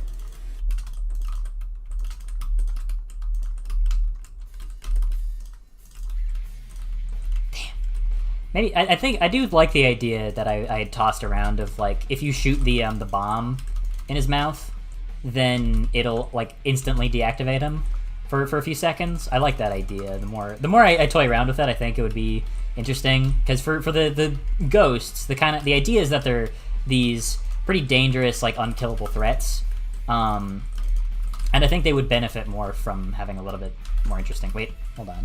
Did I? Hold on. I need to check something. I need to do a dumbass check. Oh, I am a dumbass. Okay, I animated a whole run cycle for Bat Bastard instead of just having this 2-frame waddle, and I just forgot to add it. That's been done for like a month, I think, and I just haven't added that in this entire time. I just completely forgot. I am so dumb.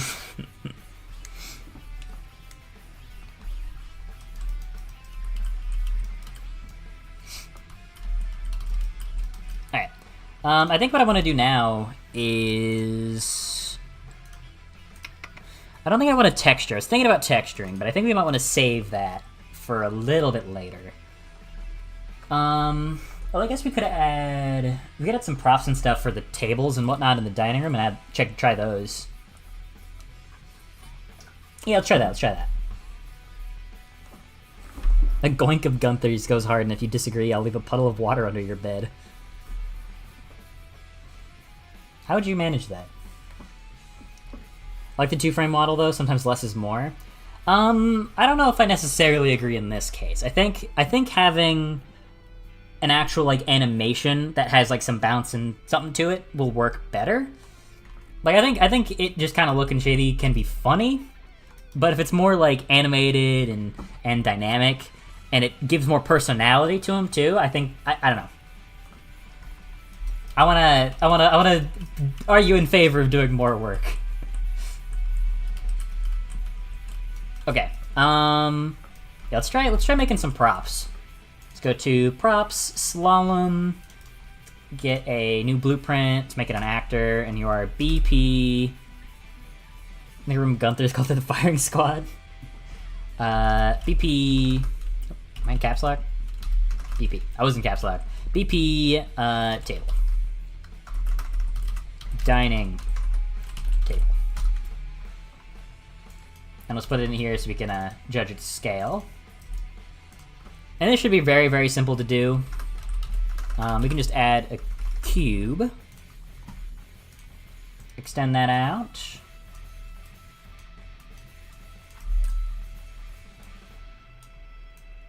These are probably going to be kind of long. And then we can just add a cylinder.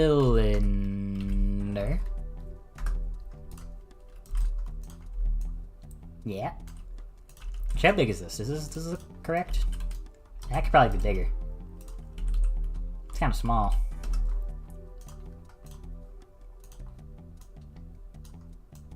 Oh, I didn't mean to connect to the cube there, the cylinder there, so it's a little big. Alright, then we're gonna pull this guy over here. 0.5, 0.5, say 0.25, 0.25, just, yeah, make it a little thinner. Then, there we go, I think we can even make that a bit longer, maybe not that much longer, but we can afford for the table legs to be pretty long. The other one's gonna be going on the floor anyways. Whoa, excuse me. Ouch, that one hurt. It was a painful cough. And then drag this guy down here. And this guy over here. Now we've got ourselves a very complicated and not at all extremely basic dining table. It's kind of huge, but I like it. I think that's good. I think we do want to make this a little thicker though.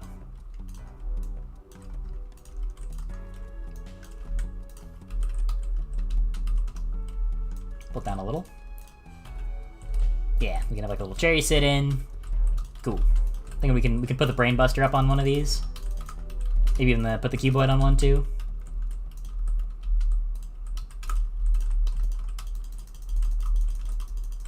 Damn, I am really good at missing all my shots today, huh?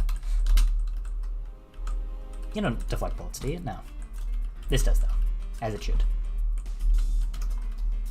Okay. Let's put a couple of these fellas down. Then we can like put one here.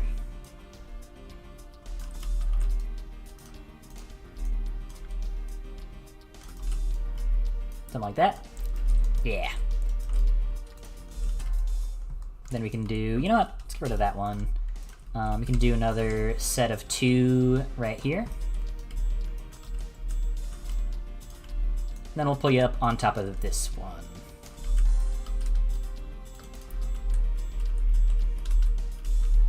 I still feel like maybe they're a little too big. It's like when it's kind of fun jumping around on top of them, but the first impression you get on this room is like, I don't know if I love that. It's kind of hard to read. It just sort of adds a lot of noise.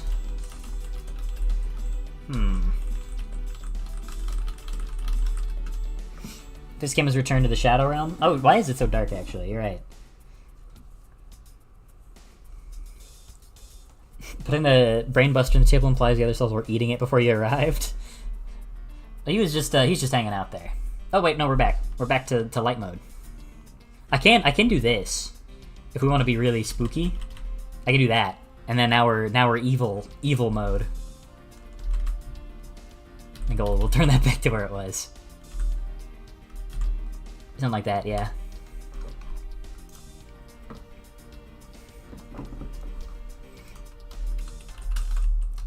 Yeah, I don't know. I don't love the first impression you get when you walk in the room with that. I don't know. I don't really jive with it all too much. I could either lower them more, or I don't know. Maybe I'll make them a little bit thinner and lower them.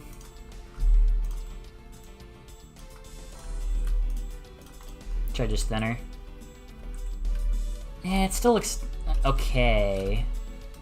Maybe if I pull the Gunther onto a table too.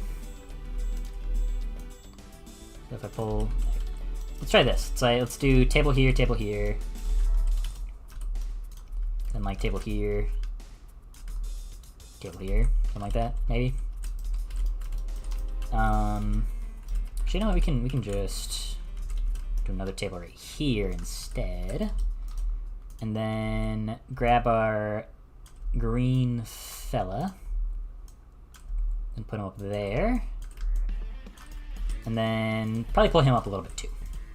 Bouncer, you're kind of bad in this room with the tables. You kind of suck it now. We got the tables in here. It's kind of fun though, jumping around on the tables and stuff. Oh, that was weird. He like went under the table to try to get to him. What if I raise you up a little? Oh, I raised myself up into the ceiling.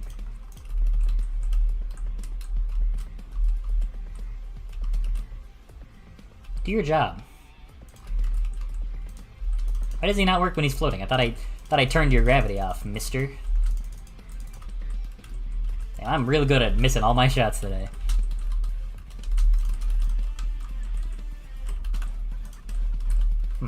Maybe I'll pivot a couple things over actually now that I think about it. What if we pull these guys over to this table, and then pull you over here? And you know, we'll even just to make the transformation thing happen a little easier, we'll pull it over to the corner of the table. Sheila can stand more close to the middle of the table, and then we'll pull you up and over onto this table. Nope, he's stuck on the table. Okay, he's stupid. My precious little ghost boy is dumb. Okay, that works fine.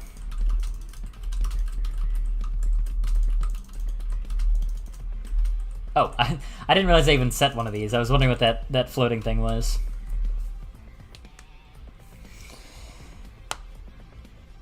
Maybe make the tables 2D props instead. I think them being 3D works better. It's kind of hard to make something like this sell in 2D space. It's like things on the tables could be good to have, like maybe plates and like maybe like a turkey leg or something. Those are sort of things I think work well as 2D props. But other things I don't think work quite as well. Needs that Hogwarts dining vibe. Yeah, maybe like I could get like little benches and stuff for people to sit on. That could be good. Oh, is that I heard green fell and got so excited I started sneezing? I don't even know what I said. When's the next devlog video coming out? It'll be coming out when I feel like I've got enough stuff to showcase, which probably won't take that long. I just kind of don't like making the videos that much. So I think something to help me on that front will be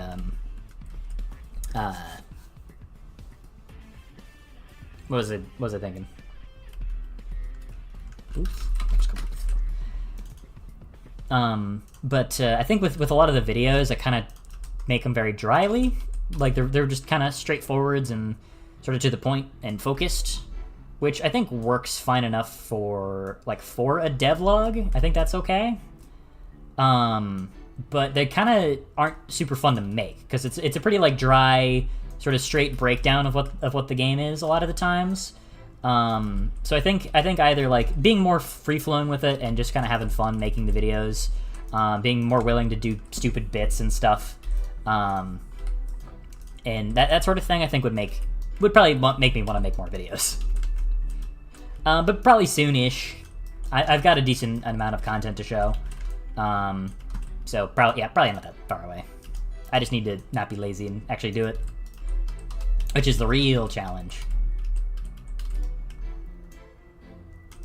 Those are too wide. Those are hella too wide.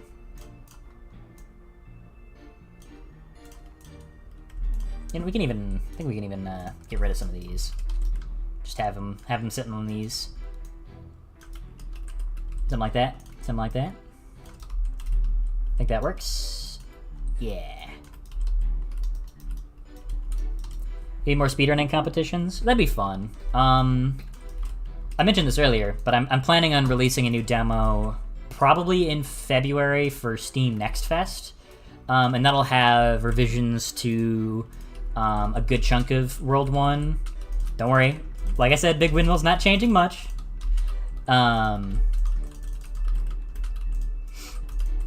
But primarily to adding some extra sections to the first stage here and there, toning down the amount of Gunthers, because there's just so many Gunthers, making sure every enemy is properly introduced, because I don't think the Bouncer even gets introduced at all in the first actual level. But it'll also have assist mode, and the new tutorials, and the revamped hub world and stuff, and I still need to make the fast travel system for the new hub world. A lot of things that need doing to be done, that need to be done to be doing, that I'm doing, that I need to be done. But yeah, that demo will be out in February. Hopefully, again, I don't know if Steam is super strict about what can get in Next Fest. But yeah, that'll be when I release a new demo. Even if I don't get in, I will release a new public demo close-ish to release. as like a real demo, saying like, hey, here's my game, here's why you should buy it, it's fun. You know, a normal demo. Whereas the previous demo wasn't to convince you to buy the game, it was to mostly for collecting feedback and improving and whatnot.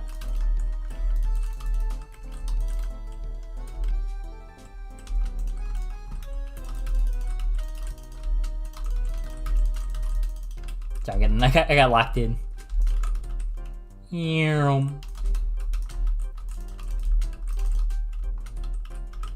Shit, I missed.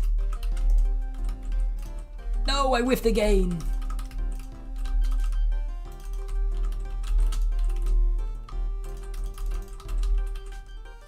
I always think I'm actually able to end. Mentioned Gunther is referencing the fact I'm absolutely diseased about him. Don't wait 4 months. Sorry, it's how it is. The game's gotta cook. Although I was thinking about this. I feel like if I like really just if I had, I think this is not impossible that I could finish the game before the year is over. I think that's something I could do. That's not something I'm going to do. Don't misunderstand, because I do think this game needs more time in the oven than that.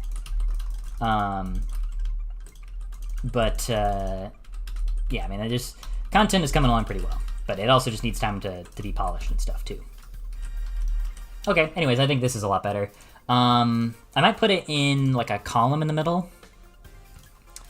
Gives you a spot to potentially hide from the Brainbuster laser, and also helps break up some of the sort of emptiness that this is currently sort of suffering from. But I think maybe some additional props here and there could also help with that.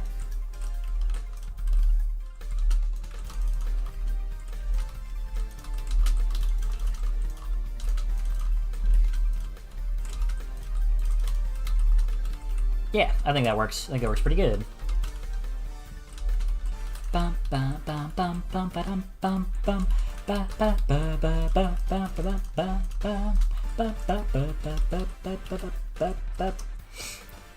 Okay, well, that's probably about 2 hours, I think. I think I'm gonna go ahead and call it here for today. We've got a pretty good level layout. Actually, I'll just do this. Yep. Oh, well, I'll let you guys in on a little secret actually before I go.